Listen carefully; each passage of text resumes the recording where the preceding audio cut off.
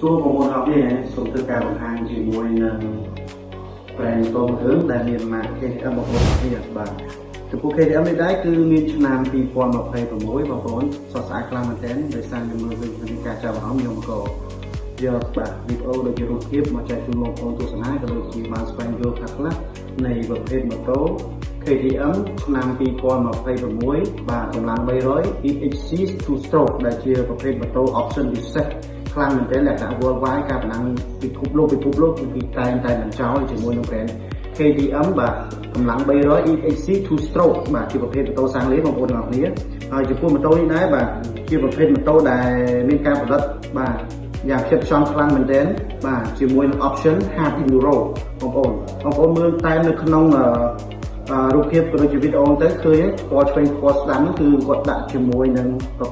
option មួយគឺដាក់ hard enduro មានន័យថា hard enduro ហ្នឹងគឺចំពោះ KTM នេះគឺគេធ្វើមកគឺផ្ដោតទៅលើផ្លូវ hard enduro មានន័យថាផ្ដោតទៅលើការប្រណាំងក៏ដូចជាការជិះហ្នឹងលក្ខណៈផ្លូវ hard enduro ផ្លូវឡើងថ្មបាទឡើងថ្មចុះថ្មបាទឡើងចំណោតដែលចំណោតខ្លាំងអញ្ចឹងណាបាទហើយចំពោះការផលិតហ្នឹងគឺលក្ខណៈថា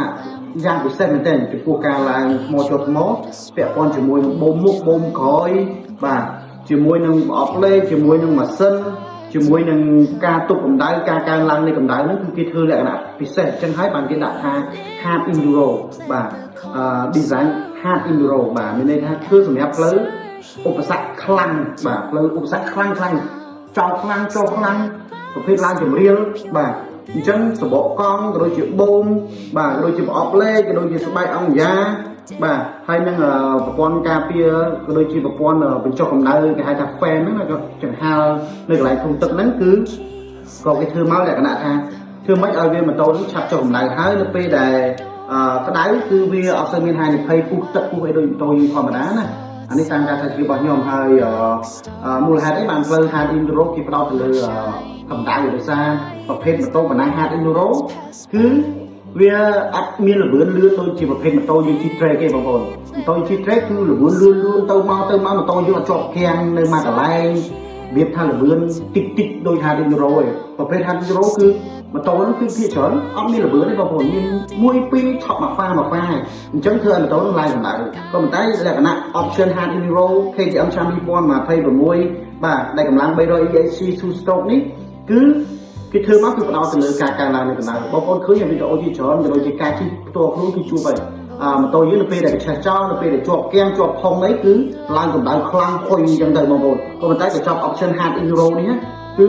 វាធ្វើមកលក្ខណៈថាពេលដែលជាប់គាំងជាប់ផុងជាប់ថុកស្ទះនៅក្នុងការបណ្ដាំនេះគឺការឡើងកម្ដៅវាគឺអត់ដូចម៉ូតូយើងធម្មតាណាបងប្អូនបាទ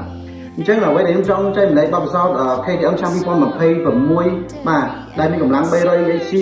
2 stroke នេះគឺមានតែប៉ុណ្្នឹងបងប្អូនទាំងអស់គ្នាហើយឥឡូវយើងមកកលេចមើលជាមួយនឹងការ design ក៏ស្អាតខ្លាំងមែនទែនដែរជាមួយនឹងក្បាលខាងមុខ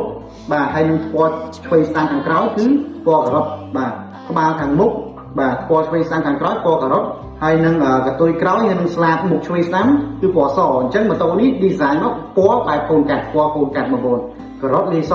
ហើយតែនគឺ design ជាមួយនឹងតែនពណ៌ខ្មៅបងប្អូនបាទតែនពណ៌ខ្មៅអញ្ចឹងមើលទៅសស្អាតខ្លាំងមែនទែនហើយចំពោះដុំមុខដុំក្រោយគឺពណ៌ការ៉ុតបាទពណ៌ការ៉ុតដុំមុខដុំក្រោយបងប្អូនពណ៌ការ៉ុតសស្អាតខ្លាំងបាទហើយនឹងក្បាលកាន់ក៏ពណ៌ការ៉ុតដែរហើយចំពោះកាន់ពណ៌ខ្មៅបងប្អូនអញ្ចឹងម៉ូតូនេះគឺសស្អាតខ្លាំងអត់មានបាក់លេងអីទៀតទេអានេះបើយើងទិញប្រើប្រាស់វិញបងប្អូនគឺមិនបាច់លេងតែនេះគឺម៉ូតូគឺស្អាតស្រាប់ហើយយកមកយើងឧទាហរណ៍ហ្វៀមការពារឆ្កូតទៅគឺស្អាតខ្លាំងហើយចំពោះម៉ូតូនេះដែរគឺម៉ូតូសាំងលីបងប្អូនទាំងអស់គ្នាបាទមើលក្នុងវីដេអូទៅគឺស្អាតណាបងប្អូនហើយ KTM បងប្អូនដឹងហើយជាប្រភេទម៉ូតូមួយដ៏ស្អាតហើយហេតុអ្វីបានការប្រណាំងក្នុងការជិះ hard enduro ការឆ្លងកាត់ឧបសគ្គខ្លាំងៗគេតែងតែប្រើជាមួយនឹងម៉ូតូសាំងលាយគឺម៉ូតូសាំងលាយខ្លាំងបាទខ្លាំងស្រាលអញ្ចឹងគឺការប្រណាំងហ្នឹងគឺវាធ្វើឲ្យអ្នកដែលបើកអ្នកដែលជិះម៉ូតូហ្នឹងគឺវាសល់កម្លាំងកាលណាផ្លូវឡើងចំណោតខ្លាំងយើងត្រូវញ៉ឹងត្រូវទាញត្រូវកវែងត្រូវកវាត់គឺចុះត្រូវទប់ត្រូវធាក់ត្រូវដោតអីគឺវាចំណេញបើម៉ូតូធួនដូចបងប្អូនដឹងហើយយើងឧទាហរណ៍ថាយើងលីងកមកបេឡើងចំណោតហើយនឹងលីងកកឡើងបេឡើងចំណោតគឺវាខុសគ្នាបែបហ្នឹងគឺម៉ូតូដែលស្រាលគឺយើងប្រណាំងប្រភេទផ្លូវលំបាកគឺវាសល់កម្លាំងយើងចំណេញកម្លាំងអញ្ចឹងការប្រណាំងយើងវាក៏ទៅរលូនទៅតាមហ្នឹងដែរកាលណាយើងប្រណាំងជុំជាមួយយើងមានកម្លាំងពេញ ក៏វាគេថាវាជួយឲ្យយើងទទួលបានជាលទ្ធផលល្អតាមនឹងអញ្ចឹងណាបាទហើយវីដេអូយើងគឺមានតែប៉ុណ្្នឹងទេអរគុណពីខ្ញុំបាទចែកម្លែកបានតែប៉ុណ្្នឹងទេអញ្ចឹងមានបងប្អូនមានអ្វីចង់បន្ថែមចំពោះប្រភេទម៉ូតូនេះបងប្អូនចូលរួមខមមិនបាទក្នុងនេះគឺគ្រូស្ថាបនាក៏ដូចជាបង្កើតចំណេះដឹងអស់គ្នាហើយនេះខ្ញុំសូមធ្វើការបង្ហាញនេះតាមអ្វីដែលខ្ញុំចេះដឹងទៅតាមការស្រាវជ្រាវរបស់ខ្ញុំរយៈពេលខ្លីដែរទេបើសិនជាចង់យល់ដឹងលម្អិតបងប្អូនអាចទៅសួរមើលបន្ថែមទៀតហើយជួយណែនាំទាំងអស់គ្នាដើម្បីឲ្យយើងស្វែងយល់កាន់តែច្រើននៅវិស័យម៉ូតូតែកម្ពុជាយើងហើយបងប្អូនដែលកំពុងស្វែងរកទិញបងប្អូនក៏បានយល់ដែរថា option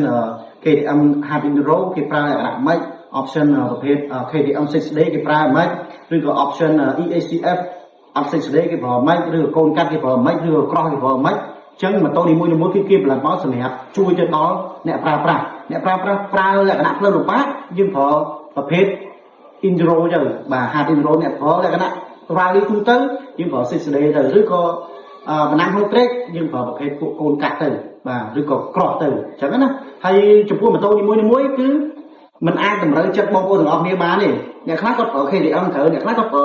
Yamaha ត្រូវអញ្ចឹងអ្នកខ្លះក៏គាត់ឆ្លាញ់រៀង KTM អ្នកខ្លះក៏ឆ្លាញ់រៀង WR ទៅឬក៏ឆ្លាញ់រៀង Yamaha ឬក៏ Kawasaki ឬក៏ Yamaha ឬក៏ប្រភេទម៉ូតូផ្សេងៗទៀតចឹងដែរបងប្អូនអញ្ចឹងពីខ្ញុំបានគឺមានតែប៉ុណ្្នឹងទេអរគុណជំរាបលាបងប្អូនបាទ